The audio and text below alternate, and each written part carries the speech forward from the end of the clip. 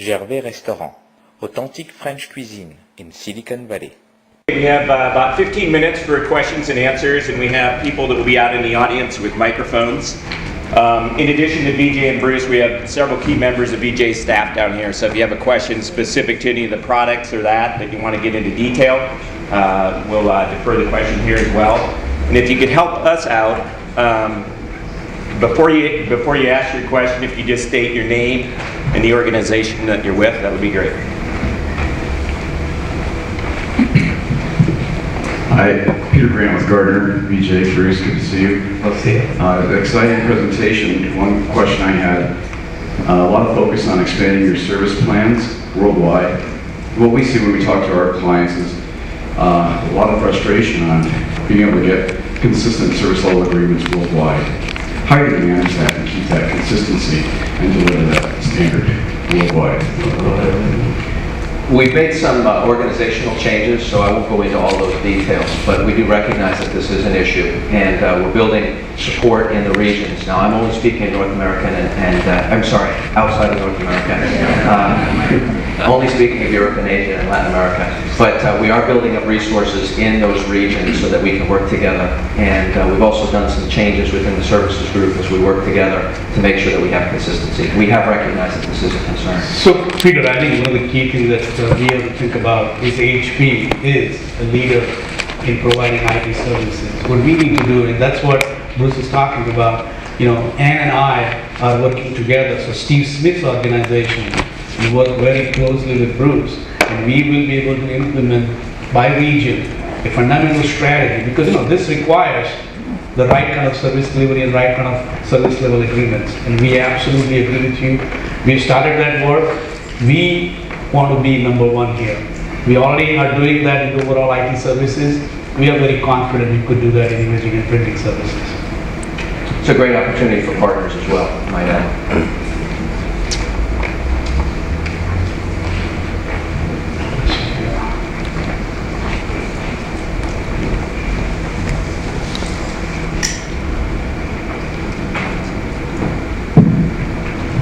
Brian, the Cette, the report. Can you talk about now, with a couple years perspective on your belts on products like 4345 or 4370, some of the lessons learned? Is it a printer upgrade product? Has it been a net add to your sales or primarily upgrading existing units? The balance between kind of direct sales, partner sales, what kind of partners are latching onto those products? Talk some of the subject. Yeah, so I think overall, and I will ask some of my members also to shed more light. The first thing is, clearly we are structurally changing the copier industry. And the reason I'm saying that is our product capability that you could get at $25.99 in case of 4345, when most of the copies are like $10,000, so then you are achieving a different kind of a price point. The second important thing that we are seeing is it's incremental to us. It's not impacting our single function business, which is a very important part in terms of the business strategy. The third important thing that we are finding is we are getting a lot of repeat purchase, meaning people who have tried our 4345, they are coming back and saying, this thing is working very beautifully for us.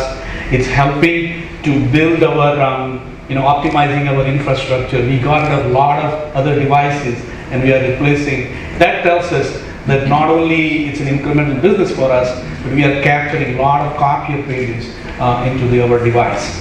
In terms of the distribution, because we went for open distribution, this was a tremendous opportunity for our IT channel. And some of our key channel partners, who were selling LaserJet, they are seeing tremendous opportunity. I'll give you an example in the United States, CDW, which is really a tremendous partner for us, is selling lots of our 4345, 4730. This is a global phenomenon. In Europe also, Jan is here, and we could tell you that this has helped us both for our existing partners, plus also we got new partners, who could really help us in doing the solution selling. I think what they all are asking, if you talk about next 2 to 3 years, they say, hey, this thing has worked. We have gone from no market share to 19 points of market share. Make sure that you expand your portfolio. That's today's introduction. We are taking it down to 14.99 to 27 page per minute 35 taking 1999, taking the A3, which is very important. And also these A3 products are localized for Asia Pacific. So I know for Asia Pacific partners, it's localized for China, it's localized for Korea, which is going to be very important for us. I think what we are doing, we are expanding it, we are localizing it right away. I think this is a tremendous opportunity. So George, you want to say anything more? Can you just add one? Yeah. I'll just add, well, first of all, reinforce for our LaserJet business, our single function monochrome business is growing, our single function color business is growing, and the MFP business is growing very rapidly and report high double-digit kind of growth rates there. The second point I wanted to make, though, is that I think we haven't even seen the total impact of this in any way yet, because we're placing thousands and thousands of units out there, and I believe that more and more of the pages are going to flow to these distributed products. And so that very seldom that you find users opting for a less convenient way to print, going to a centralized solution when there's a distributed solution nearby. So I think we're just starting to see the page flow start to shift, and in some of our accounts where we've implemented this over the last couple of years, you can definitely see a shift in where the pages are going, and that's going to have an even bigger impact on the market. Okay. Right there. Yeah, Dean Takahashi at the San Jose Mercury News. I had a couple of questions. One is, what sign or evidence do you have that printing is actually a priority in the enterprise as opposed to computing or all other kinds of costs like server consolidation, et cetera? And then what kind of competitive response have you seen to this push in the copiers? Okay, so the first one is, IT managers and CEOs are always looking for a cost opportunity. That's how the discussion starts. Like, hey, I already did my consolidation of servers, storage, where can I find more costs? That's the first thing that they always think about. But we change the conversation saying, yeah, absolutely, it's about cost, but how we can also improve productivity, of your workforce. Because the knowledge workers, they don't want everything to be getting centralized. You need to really look at the customers and say some customers for mission critical applications, they need printing right there. In some cases, you want to use multifunction printer. So when we talk to enterprise CIOs and CEOs, there is a tremendous interest in what we are doing with enterprise print, number one. Number two, in terms of the competitive aspect of it, clearly, you are already seeing some of the copier vendors are seeing our 4345 being a breakthrough, and they want to emulate what we have done. And that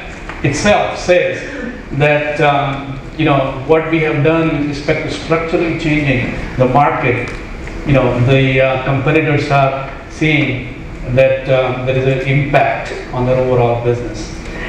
We always don't worry about competitors. We take all our competitors very seriously. Our focus is customers. And I think what we are finding, our customers are delighted with respect to the solutions that we are providing. In the back. Gervais Restaurant, authentic French cuisine in Silicon Valley. Forrester Research. I'm trying to think about this from a customer point of view and asking, so what's the process and who is responsible for working across the different product groups within IPG, LaserJet, inkjet, supplies, to create total solutions for specific customers? We saw, some general comment about this on the slides, but it feels like the thing that's got to be visible ownership to stitch together something across those technologies. So I think the first thing I want to do, and I'm going to ask Bruce to make some comments. Clearly, Imaging and Printing Group goes from consumers to small and medium business to enterprise, public sector, to the graphic segments. We go across all, the segments. One of the key things that what we are doing is, we are asking our global business unit to develop, certain solutions for consumer and small and medium business and graphics. For graphics, which was Steve Nyro is responsible, for that particular business. Now, when you think about the enterprise business and the way we are looking at the graphics business and the halo, we felt that we need to find, one organization in my staff and who could stitch all the stuff, and that's where Bruce comes in. If you want to talk about I think this is a very insightful question, right? Because we don't want to look like multiple silos or pipes going to the customer. This is exactly what we're trying to do around this strategy, this account plan, and building this team. So we would have an account manager that would ultimately help build that plan for them, help them get to that point where they need to be, and then a technology consultant that would be able to bridge all of these products to be able to bring them together. The only place that I might say that there would be an enhancement is around Halo, where there are some uniquenesses there, or some of the graphic arts, where we might have an additional specialist come in. But it would all be built around one plan. Go ahead. You have a follow-up question? I just want to dive in a little more. I'm thinking back at the technology development phase, not at the point of sale with the customer solution development. So at the development phase, so what we do is we do tremendous research in sub-segmenting the customers, because it's very important to really come customer in view rather than technology out view. So what we do is say, okay, from the customer needs point of view, say for example, I will give you an example on consumer photo business.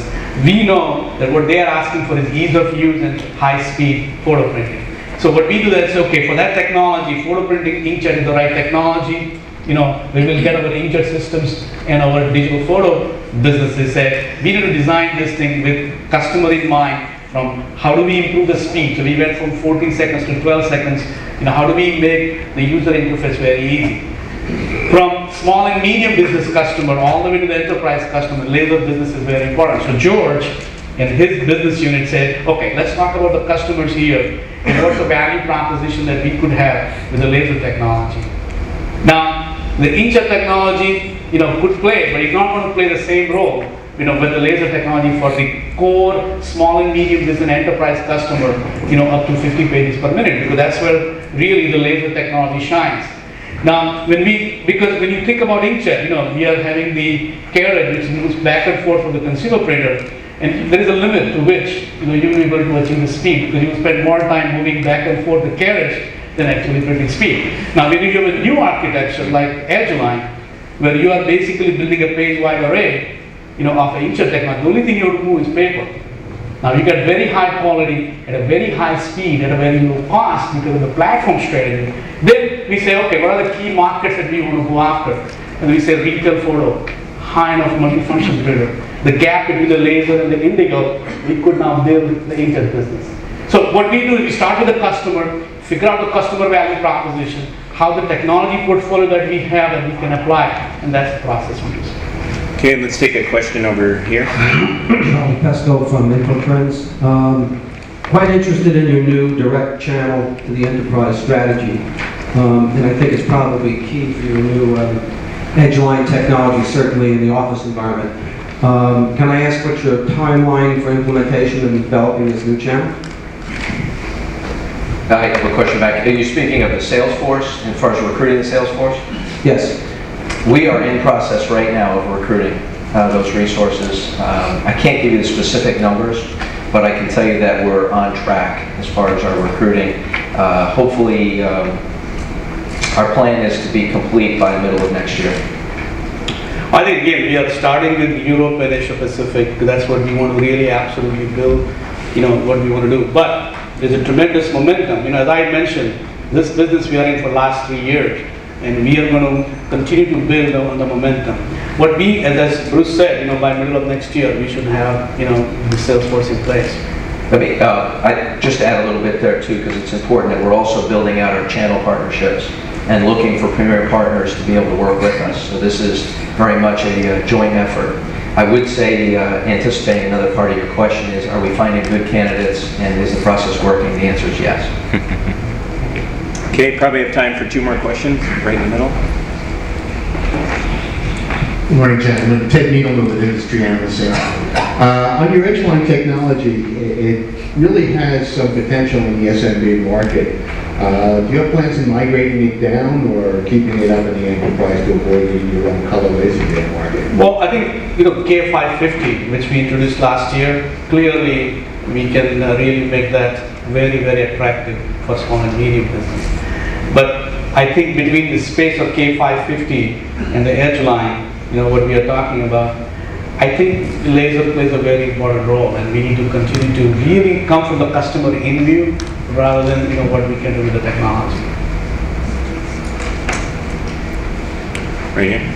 Yes, Jay, I wonder if you could comment on the strategy of retailers such as Walgreens and others to introduce inkjet refilling businesses, how that affects HP's competitiveness, and if you could update us on a litigation strategy HP would pursue regarding that. Okay, so I think, customers always have a choice in terms of what they want to do with refill and reman. I think our view is when customers use original HP cartridges, they get better quality, they get better reliability, and all our third-party testing has shown that they get, in case of the color, 50 times more reliable performance when they use HP original cartridge. In monochrome, it's 10 times.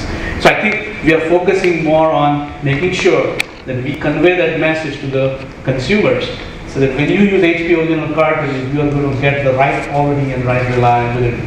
The second important thing, as we improve the speed, as we go faster and faster, and we are printing photos. Who would like to see their photos disappear in 5 years? So we are also making sure that we communicate the value proposition of HP Original Ink with respect to the photos that they are going to enjoy for their families. And as they improve the speed, it's going to get, so the ink design is going to be very, very important. Just for today, we introduced 6 new media products. We introduced 9 new toners. So we are continuing to innovate and have new cartridges so that customers will be able to meet their needs with innovation in the technology. And the last part is absolutely when we believe that our intellectual property, is violated, and we're going to really protect our intellectual property. The investment, R&D investments that HP is making, we are going to make sure that we are going to protect that. So that's what we are doing. We absolutely believe that the innovation continue to drive the customer needs, performance in terms of reliable quality will always help us to maintain our market share. Okay, with that, I think we're going to close the Q&A just from a timing standpoint, because I know many of you have one-on-ones that are beginning here in about 10 minutes. If you do have questions and you do not have a one-on-one scheduled with that business leader that you want to talk with, right down in the front row is Sarah Stephen, and she can get something set up for you. Okay, thanks a lot.